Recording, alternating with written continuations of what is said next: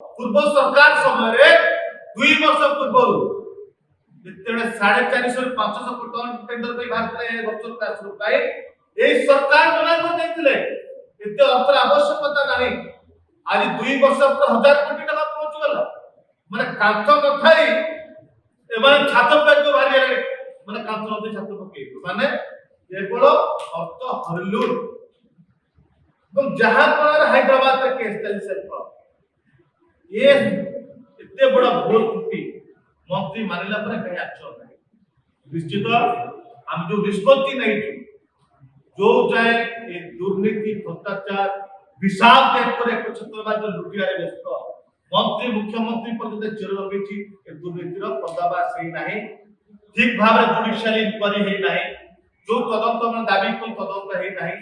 विशाल देश एक्शन है नहीं सेजन चुप नहीं हमें बारंबार चीफ सेक्रेटरी चेष्टा करके